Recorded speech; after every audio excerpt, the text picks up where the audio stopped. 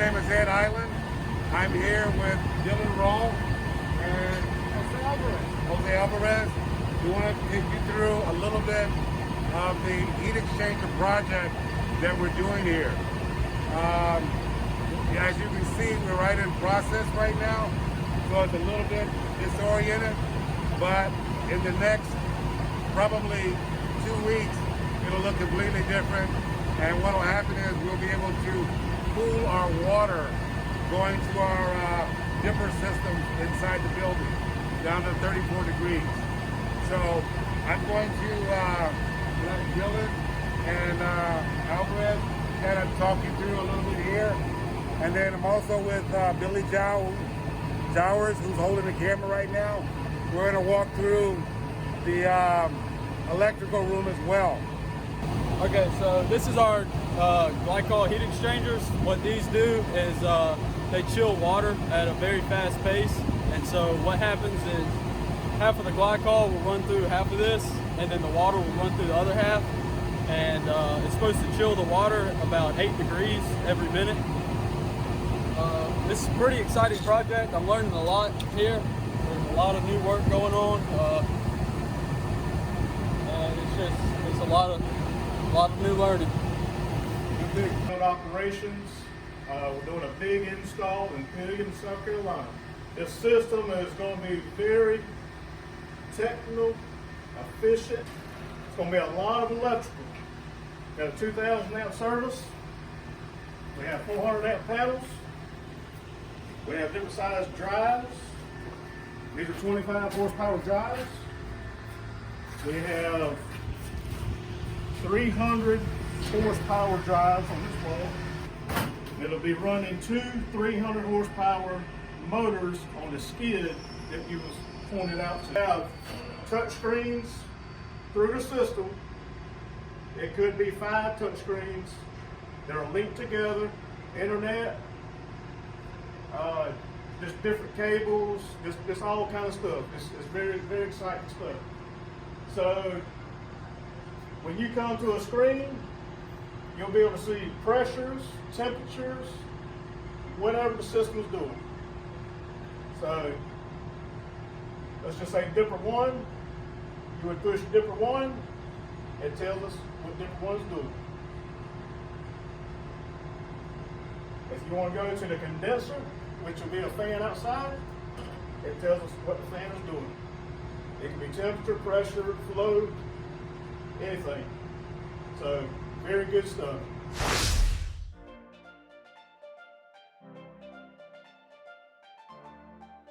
I am sharing tips on how you can prepare your fresh leafy greens, specifically collard greens. Frozen vegetables are great, and during this time we're talking a lot about frozen vegetables because they're cost effective and they can be stored for long periods of time. But we don't want to count out fresh produce, especially as we are cooking from home more and practicing social distancing. So with proper tips and handling, you can make the most out of your greens. Before we even get into cutting them, I wanted to discuss storage. Storage is probably the most important thing because you don't want your food to go to waste. So I have my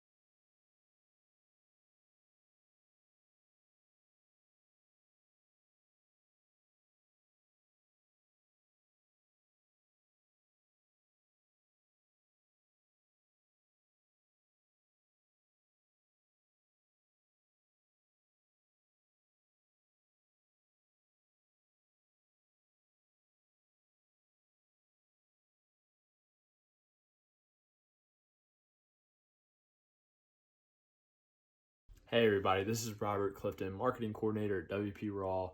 We asked our team members to send in selfie videos just like this, basically documenting what their experience is like right now, and then also how they and their departments are finding solutions through all of this. And this is what we got. Check it out. Hey everyone, this is Denise from Sales. I'd like to send a special thank you to our drivers, harvesting, production, and shipping teams for the great job that you're doing fulfilling our customers' orders. I'd also like to send a special thank you to the transportation and the sales team for the communications that we are having with each other and with the customers to ensure that we are providing on-time and in full deliveries. We appreciate everything that you are all doing, and please stay safe and continue the great job. Thank you. Hi everyone, my name is Jessica Montes and I'm part of the HR team.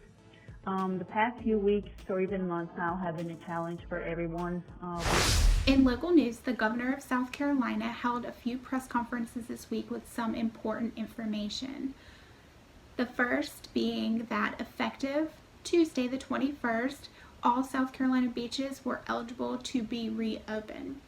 The following non-essential businesses can also reopen: sporting goods stores, bookstores, music stores, shoe stores, craft stores, jewelry shops, and floral shops.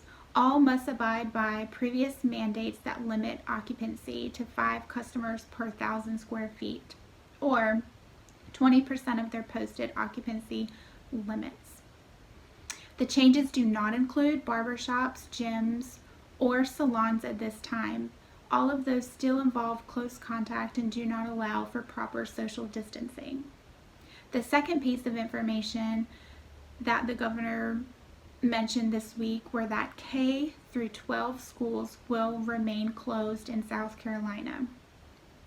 Children will continue online learning for the rest of the school year.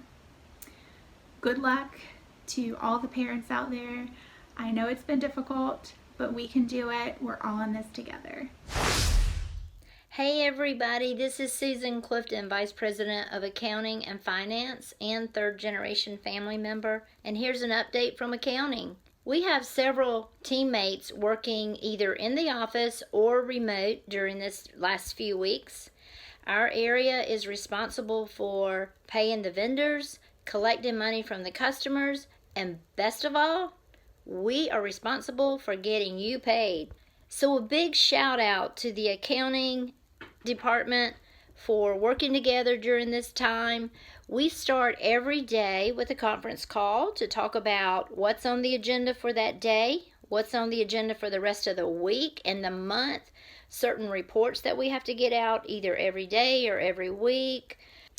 And a big thanks to all the Walter P. Rawl family of teammates. It's because of you that we're able to maneuver and adapt through this pandemic to keep doing what we do. You know, the Bible tells us in Philippians 4, verse 6, do not be anxious about anything, but in every situation, by prayer, go to God. And Psalm 121 says this, I lift my eyes up to the hills. Where does my help come from? My help comes from the Lord, our creator of heaven and earth. And I say that to you because I believe that God is right in this with us.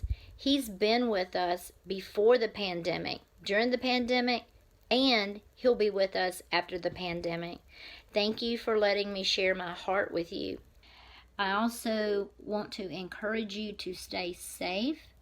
Continue with the social distancing, especially when you're away from work and when you're out in the community getting your groceries, getting your gas. The suggestion is still very strong from the CDC to wear face mask. Use the extra hand washing. That's super important. Soap and water with friction is what works best, and then hand sanitizer when you don't have that. Thank you all so much. Hope to see you soon. Bye.